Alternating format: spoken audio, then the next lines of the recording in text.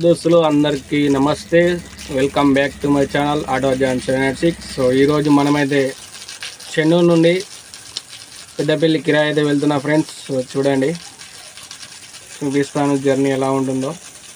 వర్షం అయితే పడుతుంది, ఘోరంగా అంటే ఘోరంగా వర్షాలు ఉన్నాయి చెన్నూరులో, కరీంనగర్లో, ప్రతి విలేజ్లో ప్రతి ఒక్క కాడ వర్షాలు అయితే పడుతున్నాయి. మహారాష్ట్ర సైడ్ కానీ మన తెలంగాణ సైడ్ కానీ అన్ని జాగాలలో వర్షాలు అయితే పడుతుంది. కొద్దిగా వర్షానికి అయితే కొద్దిగా జాగ్రత్త ఉండదు ఫ్రెండ్స్. బండ్లు కొద్దిగా జాగ్రత్త నడుపుకోరు వర్షానికి, ఎందుకంటే స్కిడ్ అయి పడతాయి కాబట్టి. అందుకోసం చెప్తున్నా, నా వీడియోస్ ఎవరికొకరికో యూజ్ అవుతాయి కావచ్చు అని నేను చెప్పడం జరుగుతుంది.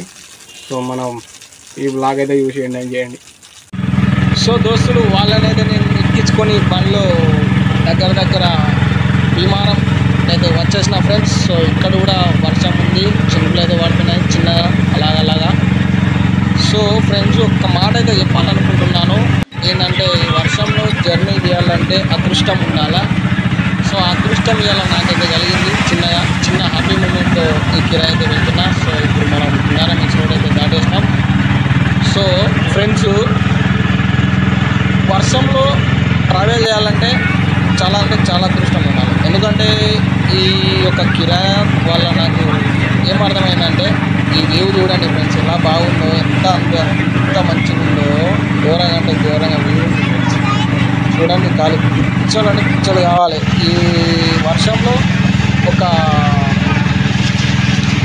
టూర్ ప్లాన్ వేస్తే మస్తు ఉంటుంది. ఎక్కడ అంటే వాటర్ ఫాల్స్ కానీ, లేకపోతే ఏదైనా బయటనే కానీ అటు వెళ్ళాలి. మీరు ఎవరైనా వెళ్ళాలనుకుంటే వెళ్ళండి ఫ్రెండ్స్. అలాగే మనం మాటలు ఇప్పుడు గోవర్ధన్ అయితే దాటేసి దాదాపుగా దగ్గర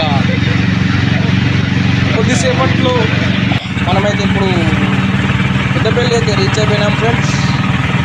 సో చూడండి, చెట్లు చూడండి, వర్షానికి పచ్చగా వేసుకుంటున్నాయి, వర్షాలు పడి 2-3 రోజుల నుంచి. సో అందుకే చెప్తున్నా ఫ్రెండ్స్, మీరు ఎవరైనా ప్లాన్ వేసుకుంటే మంచిగా బయటకు వేయడానికి, ఈ ఇంట్లో ఉండి కన్నా బోర్ కొడుతుంది. సో బయట చేయాలంటే అదృష్టం ఉండాలి ఈ వర్షానికి. సో ఫ్రెండ్స్, మనమైతే వాళ్ళని దించేసినాం, డ్రాప్ చేయాలన్నమాట. వాళ్ళని దించేసి నేనైతే ఇప్పుడు రిటర్న్ అయితే వెళ్తున్నా. సో రిటర్న్ వెళ్ళే దారిలో ఒక చిన్న యాక్సిడెంట్ అయింది ఫ్రెండ్స్. అది చూపిస్తాను. అది ఎక్కడ అంటే మన గోవర్ధన్ బస్ స్టాండ్ దాటినాక అయితే చిన్నగా యాక్సిడెంట్ అయితే అయింది, నైట్లో అనుకుంటా. సో ఆ లారీ వచ్చేసి ఇక్కడ గుద్దుకుండి చూపిస్తాను చూడండి. ఇదే లారీ అన్నమాట.